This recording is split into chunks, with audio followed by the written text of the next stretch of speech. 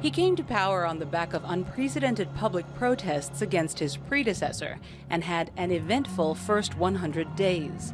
North Korea test-firing its first intercontinental ballistic missile, then launching another one less than a month later.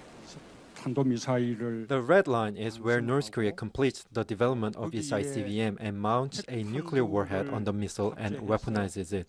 I think North Korea is getting close to the critical point. He says more provocations will be met with more sanctions, but he's adamant there will be no second Korean War, and that any U.S. military action on the Korean Peninsula must have consent from his government, even if President Trump threatens fire and fury. I think President Trump is putting pressure on North Korea by showing his resolute will. I do not believe that he is doing that with an intent to take military actions. Washington and Seoul are having sufficient dialogue on that. After the North Korean leader opted for a wait-and-see approach rather than carrying out the threat of firing missiles towards the U.S. territory of Guam, Trump tweeted, "Kim Jong-un of North Korea made a very wise and well-reasoned decision."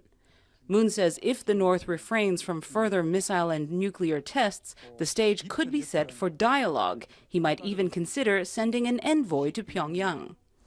But the North Korean threat is not necessarily the #1 issue on the minds of people here in the South.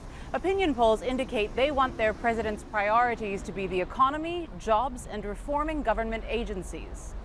As former President Park Geun-hye faces trial on corruption allegations, Moon is promising a just and fair South Korea. Since taking office, he has given more consideration to social underdogs than to the establishment in his policies, as he pledged during the campaign. Just now, I heard radio news on the bus that the government is raising allowance for kids and senior citizens. Next July, it feels great. Enjoying approval ratings of about 80%, he's promising to return the nation to its people and says he still has much to do. Kathy Novak, Al Jazeera, Seoul.